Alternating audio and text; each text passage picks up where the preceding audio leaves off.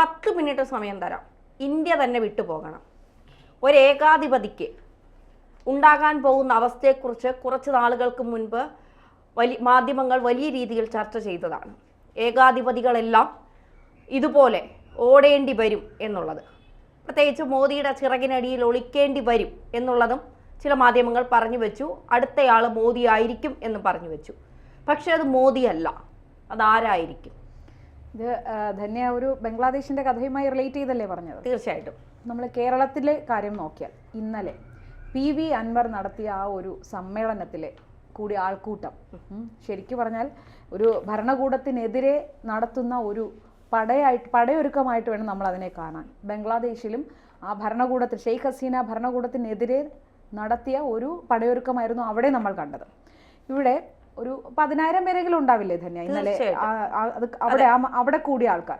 അതിനു പുറമെ ഞാൻ ആ ലൈവ് കാണുമ്പോൾ നോട്ട് ചെയ്തൊരു കാര്യമാണ്, ഏഷ്യാനെറ്റിൽ 20K ആൾക്കാരാണ് live views, റിപ്പോർട്ടറിൽ 40K, news 18 10K. ഇത് ആ ഒരു പർട്ടിക്കുലർ സമയത്ത് നോക്കിയപ്പോൾ കണ്ടതാണ്. ഈ സമ്മേളന സമയത്ത് ലൈവ് കാണുന്ന മീഡിയ 1 10K, 24 28K, കൈരളിയും മാതൃഭൂമിയും 2.9 1.1K. ഞാനൊരു കാര്യം പറയട്ടെ, കൈരളി ഈ പൊതുസമ്മേളനം നടക്കുമ്പോൾ കൈരളി പറഞ്ഞത് അവിടെ PV അൻവറിനെതിരെ വലിയ രീതിയിലുള്ള പ്രതിഷേധം നടക്കുന്നു, ആ പ്രതിഷേധത്തിന്റെ ആളുകളാണ് തിങ്ങിക്കൂടി നിൽക്കുന്നത് എന്നാണ് കൈരളി പറഞ്ഞത്. അവരുടെ ആ മുഖഭാവം, ആ കൂടിയ ആൾക്കാരെ കാണുമ്പോൾ മനസ്സിലാവും പ്രതിഷേധമാണോ, ആരോടുള്ള പ്രതിഷേധമാണ് എന്നുള്ളത് അവരുടെ മുഖഭാവത്തിൽ നിന്ന് തന്നെ നമുക്ക് മനസ്സിലാവുന്നു. അപ്പൊ ഏകദേശം എല്ലാം കൂടെ കണക്ക് കൂട്ടുമ്പോൾ എത്ര ആൾക്കാർ? ഒരു 1 മില്യൺ ആൾക്കാർ ഈ ദൃശ്യ മാധ്യമങ്ങളിലൂടെയും അവിടെ ലൈവായി PV അൻവറിന്റെ സമ്മേളനം കണ്ടുകൊണ്ടിരുന്നു. PV അൻവറിനെ കേൾക്കാൻ ഇത്രയും ആൾക്കാർ ഉണ്ടായി എന്നത് തന്നെ വളരെയധികം ആശങ്ക ഉയർത്തുന്ന ഒരു കാര്യം. അതായത് ഒരു ഭരണകൂടത്തിനെതിരെയാണ് എന്ന കാര്യം ആലോചിക്കണം. പ്രതിപക്ഷം പോലും അല്ല, ഭരണപക്ഷ MLA ആയ ഒരു ആളിന് ആണ് ഇത്രയും കേൾവിക്കാരുണ്ടായത്, കാഴ്ചക്കാരുണ്ടായത് എന്നത് നമ്മൾ ശ്രദ്ധിക്കേണ്ട ഒരു കാര്യമാണ്. പിന്നെ മുൻപൊരിക്കൽ പിഷാരടി ഒരു ഇതിൽ പറയുന്നത് കേട്ടിട്ടുണ്ട്, രമേശ് പിഷാരടി, അതായത് BJPക്കെതിരെ ഒരു രാഷ്ട്രീയ പൊളിറ്റിക്കലി നമ്മൾ ആരോപിക്കുമ്പോൾ അതിലൊരു മതപരമായ ചായ്വ് വരാതെ പൊളിറ്റിക്കലി തന്നെ ക്രിട്ടിസൈസ് ചെയ്യണം. അതല്ലാതെ മതപരമായി ആയിപ്പോയാൽ ആ മതത്തിൽ അതായത് BJP ഹിന്ദു മതത്തെ പ്രതിനിധീകരിക്കുന്ന, അപ്പൊ ആ നിഷ്പക്ഷരായ മതേതരത്വം സൂക്ഷിക്കുന്ന ഹിന്ദുക്കൾ സ്വാഭാവികമായും ആ BJPയിലേക്ക് ചേരാനൊരു സാധ്യതയുണ്ട്. അതുപോലെ തന്നെ ഇസ്ലാമിക രാഷ്ട്രീയത്തെ നമ്മൾ പൊളിറ്റിക്കലി അപ്രോച്ച് ചെയ്യുമ്പോൾ വിമർശിക്കുന്നത് പൊളിറ്റിക്കലി അല്ലാതെ മതപരമായി കൂടെ ഒരു വിമർശനം വന്നു കഴിഞ്ഞാൽ, ഇപ്പോൾ എല്ലാ മുസ്ലിം മതവിശ്വാസികളും ആ മതം മുറുകെ പിടിക്കുന്നവരല്ല, മതേതരത്വം ചിന്തിക്കുന്ന ഇസ്ലാം മതവിശ്വാസികളുമുണ്ട്. അവരുടെ ഉള്ളിലും ആ മതത്തോടുള്ള ഒരു ചായ്വ്, ആത്യന്തികമായി ആ മതം അവരെ ചേർത്ത് പിടിക്കും എന്നൊരു ഘടകമുണ്ട്. അതുകൊണ്ട് ഈ വിമർശനങ്ങളെല്ലാം വളരെ സൂക്ഷിച്ച് പൊളിറ്റിക്കലി മാത്രം വിമർശിക്കണം എന്ന് പറഞ്ഞിട്ടുണ്ടായിരുന്നു. പക്ഷേ ഈ ഒരു ആൾക്കൂട്ടം കാണുമ്പോൾ നമുക്ക് ആ ബംഗ്ലാദേശിലെ ആൾക്കൂട്ടം, ആ ഭരണകൂടത്തിന്റെ ആ ഒരു ഓർമ്മ വരുന്നുണ്ട്.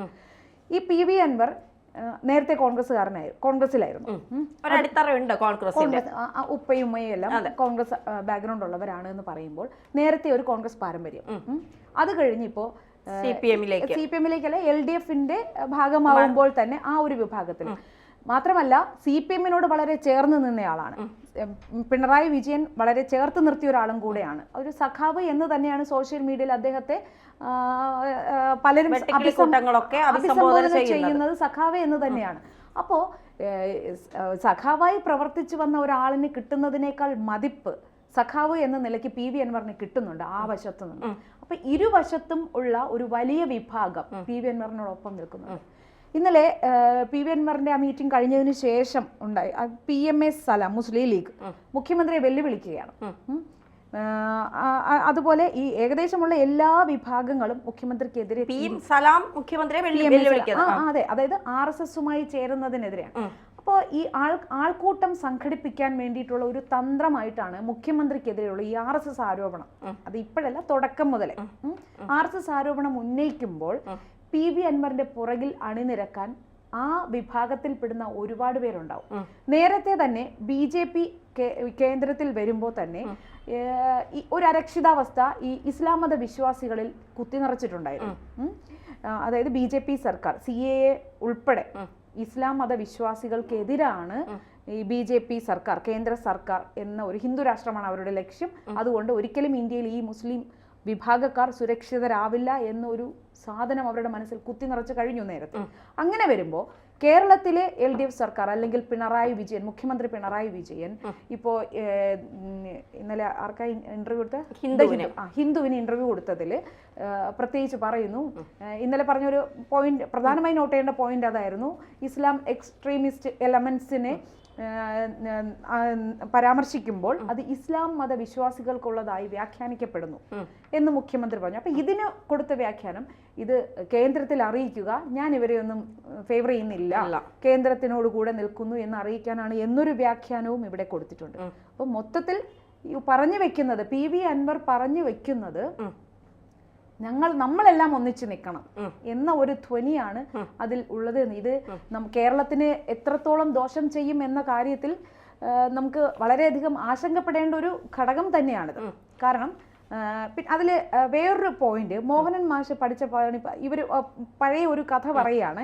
ഈ 3-4 ആരോപണം മുഖ്യമന്ത്രിക്കെതിരെ ഉന്നയിച്ചിട്ടുണ്ടായിരുന്നു. ഇവർ ഒരു ഫേക്ക് ഡോക്യുമെന്റിന്റെ ഒരു കഥ പറയുന്നുണ്ട്. അതിൽ ഫേവർ ചെയ്ത് പറയുന്ന ഇതുവരെ ഒരു CPM-കാരെയും PV അൻവർ ഫേവർ ചെയ്ത് പറഞ്ഞിട്ടില്ല. അതിൽ ഒരേ ഒരു പേര് പറഞ്ഞ മോഹൻ മാഷ് പഠിച്ചപ്പോൾ വന്നിട്ട് നോക്കിയിട്ടും ആ ഒരു വിഷയത്തിന് പരിഹാരം കാണാൻ പറ്റിയില്ല. അങ്ങനെ ഇവർ P ശശിയെ സമീപിക്കുന്നു. P ശശിയുടെ ഭാഗത്ത് നിന്നും അനുകൂലമായ ഒരു കിട്ടിയിട്ടില്ല എന്ന് പറയുന്നത്. അപ്പൊ മോഹനൻ മാഷിനെ മാത്രമാണ് ഇതുവരെ ഉള്ളതിൽ PV അൻവർ പറഞ്ഞിട്ടുള്ളത്. ബാക്കി ആരെയും അനുകൂലിച്ച് പറഞ്ഞിട്ടുമില്ല. പിന്നെ ഈ സ്വർണ്ണക്കടത്തിന്റെ വിഷയവും ഇതിൽ വരുന്നുണ്ട്. അപ്പൊ അവർ ചോദിക്കുന്ന, മലപ്പുറത്തിനെ ഒരു ക്രിമിനൽ ഹബ്ബാക്കി മാറ്റി അത് മുഖ്യമന്ത്രി എന്നാണ് പറയുന്നത്. FIR-ന്റെ കാര്യത്തിൽ, FIR ഇട്ട കേസുകളുടെ എണ്ണത്തിൽ വളരെ വളരെ വൻപിച്ച വർധനയാണ് ഉണ്ടായത്. ഇവര് അവിടെ മലപ്പുറത്തും കോഴിക്കോടുമുള്ള ജനങ്ങളുടെ മനസ്സിൽ കുത്തി നിറച്ചു കൊടുക്കുകയാണ് മുഖ്യമന്ത്രി പിണറായി വിജയൻ. ആഭ്യന്തര വകുപ്പ് പോലീസിനെ ഉപയോഗിച്ച് മലപ്പുറത്തിനെയും കോഴിക്കോടിനെ എല്ലാം എന്താക്കി മാറ്റുന്നു, തീവ്രവാദ ഹബ്ബാക്കി ഇവർ മാറ്റുന്നു എന്നാണ് പറയുന്നത്. സ്വർണ്ണക്കള്ളക്കടത്ത് പിടിക്കപ്പെട്ട കേസുകളാണ് ഇതെല്ലാം. അപ്പോ ഇതിലെല്ലാം ഈ ഒരു വിഭാഗത്തെ മാത്രം കുറ്റക്കാരായി കാണുന്നു എന്നാണ് ആരോപിക്കുന്നത്. ധന്യക്ക് അങ്ങനെ എപ്പോഴെങ്കിലും തോന്നിയിട്ടുണ്ടോ നമ്മുടെ കേരളത്തിൽ അങ്ങനെ ഒരു വിവേചന ബുദ്ധിയോടെ അവരെ ക്രിമിനൽസ് ആക്കി ചിത്രീകരിക്കാൻ ഇവിടെ പലപ്പോഴും ഉണ്ടായിട്ടുള്ളത് ഇവിടെ ന്യൂനപക്ഷ പ്രീണനമാണ് ഇതുവരെ നടക്കുന്നത് എന്നാണ് പൊതുവെ വ്യാഖ്യാനിച്ചിരുന്നത്.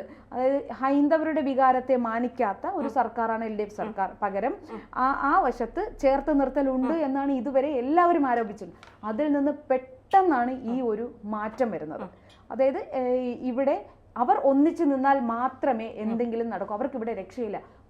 ടാർഗറ്റ് മോദി മാറി. ഇപ്പോൾ പകരം പിണറായി വിജയൻ ഇവരെ ക്രിമിനൽസ് ആക്കി, തീവ്രവാദികളാക്കി മാറ്റുന്നു, ചാപ്പ കുത്തുന്നു എന്ന ഒരു ലെവലിലേക്ക് വന്നു. ഇതിനി അടുത്ത സ്റ്റെപ്പിൽ എന്താവും എന്നുള്ള കാര്യം നമുക്ക് വളരെ ആശങ്കയോടെ തന്നെ വേണം നോക്കി. ഇത് ഗൗരവമായി എടുത്ത് കൈകാര്യം ചെയ്തില്ലെങ്കിൽ വളരെയധികം ദോഷം ചെയ്യും എന്ന് തന്നെയാണ്. കാരണം ആൾക്കാർക്ക് ഈ മതം മനസ്സിലേക്ക് കടന്നു വന്നു കഴിഞ്ഞാൽ പിന്നെ അവിടെ വേറെ ഒന്നും ചിന്തിക്കില്ല. അതിനി ഏത് വിഭാഗത്തിലായാലും. നമ്മൾ മുൻകാലങ്ങളിലെ പല കലാപങ്ങളും കാണുമ്പോൾ ശ്രദ്ധിച്ചാൽ അറിയാം, മതചിന്ത ഉള്ളിൽ വന്ന് അതിന് മാത്രം ഇമ്പോർട്ടൻസ് കൊടുത്ത് അവർ ഫൈറ്റ് ചെയ്യാൻ തുടങ്ങിയാൽ അവിടെ മനുഷ്യരുണ്ടാവില്ല. തീർച്ചയായിട്ടും ഇത് പറഞ്ഞു വന്നപ്പോഴാണ് ഈ നേരത്തെ BJP സർക്കാരാണ് പിന്നെ ഇന്ത്യ ഹിന്ദു രാഷ്ട്രമാക്കുന്നു, മുസ്ലിങ്ങൾക്ക് ഇവിടെ സമാധാനം കിട്ടില്ല, മുസ്ലിങ്ങൾ ഇന്ത്യയിൽ സുരക്ഷിതമല്ല, CAA കൊണ്ടുവന്നതൊക്കെ, പൗരത്വ ഭേദഗതി ബില്ലൊക്കെ കൊണ്ടുവന്നത് മുസ്ലിങ്ങളെ ഇന്ത്യയിൽ നിന്ന് ഓടിക്കാനാണെന്നൊക്കെയുള്ളൊരു വ്യാജ പ്രചരണമൊക്കെ ഇവിടെ അഴിച്ചുവിടാൻ ശ്രമിച്ചു. BJP സർക്കാരും ന്യൂനപക്ഷങ്ങളെ കൂടെ നിർത്താനാണ് ശ്രമിച്ചത്. വോട്ട് ബാങ്ക് രാഷ്ട്രീയം തന്നെയാണ് കേന്ദ്രത്തിലെ സർക്കാരാണെങ്കിലും കേരളത്തിലെ സർക്കാരാണെങ്കിലും എപ്പോഴും ആശ്രയിക്കുന്നത് ന്യൂനപക്ഷ വോട്ട് അവർക്ക് കിട്ടിയേ മതിയാകൂ. അതുകൊണ്ട് തന്നെയാണ് ഈ ക്രിസ്ത്യൻസിനെ ആയാലും മുസ്ലിംസിനെ ആയാലും ഒക്കെ അവർ ചേർത്ത് നിർത്താൻ ശ്രമിക്കുന്നത്.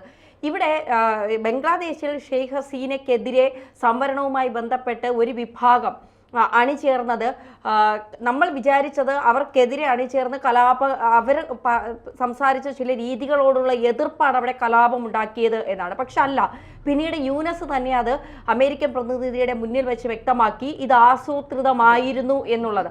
ഇവിടെ PV അൻവർ പല കാര്യങ്ങളും ലക്ഷ്യം വെക്കുന്നുണ്ട്. ഇപ്പം നേരത്തെ പ്രതീക്ഷിച്ച് പറഞ്ഞതുപോലെ തന്നെ RSS എന്ന് പറയുന്ന അവരുടെ RSSനെ ഇതിൽ കുത്തി നിറയ്ക്കുമ്പോൾ RSS എന്ന് പറയുന്ന ഒരു സംഘടനയെ വെറുക്കുന്ന നിരവധി പേരുണ്ട്. അപ്പോൾ അവർക്കിടയിലേക്ക് മുഖ്യമന്ത്രിക്ക് RSS ബന്ധമുണ്ട് എന്ന് പറയുമ്പോൾ മുഖ്യമന്ത്രിക്ക് അടുത്ത് നിൽക്കുന്നവർ പോലും അകലാനുള്ള ശ്രമം നടത്തും. അപ്പോൾ തീർച്ചയായിട്ടും അവരൊക്കെ PV അൻവർ എന്തോ വലിയ സംഭവം ആണ്. PV അൻവറിനോടൊപ്പം നിന്നാൽ ഇനി കേരളം രക്ഷപ്പെടൂ, നമുക്ക് ജീവിക്കാൻ കഴിയൂ, നമ്മുടെ സമുദായക്കാർക്ക് സുരക്ഷിതം വേണമെങ്കിൽ PV അൻവർ മുന്നിൽ ഉണ്ടാകണം എന്നുള്ളൊരു ചിന്ത PV അൻവറിൽ നിന്ന് അവർക്ക് കിട്ടി എന്നതിൻ്റെ തെളിവാണ് നമ്മൾ പൊതുസമ്മേളനത്തിൽ കണ്ട ആൾക്കൂട്ടം എന്നുള്ളതാണ്. ഒരുപക്ഷെ പിണറായി വിജയനാണ് ഒരു പൊതുസമ്മേളനം വിളിച്ചതെങ്കിൽ പാർട്ടി സഖാക്കളെയും കുടുംബശ്രീ പ്രവർത്തകരെയും വണ്ടിയിൽ ഇറക്കേണ്ട ഗതികേട് പൈസ കൊടുത്ത് കൊണ്ടുവരേണ്ട ഗതികേട് വന്നേനെ. പക്ഷേ PV അൻവറിന് ആ ഗതികേട് വന്നില്ല എന്നുള്ളത് തന്നെയാണ് PV അൻവറിന്റെ ഏറ്റവും വലിയ വിജയം. എന്ത് ലക്ഷ്യമാണോ PV അൻവർ നടപ്പിലാക്കാൻ ശ്രമിച്ചത് അത് വിജയിച്ചു എന്ന് തന്നെ പറയേണ്ടി വരും. മോദിയുടെ ചിറകിനടിയിൽ ഹസീന അഭയം തേടിയതുപോലെ പിണറായിക്കും അഭയം തേടേണ്ടി വരും എന്നുള്ള കാര്യത്തിൽ ഒരു സംശയവും വേണ്ട.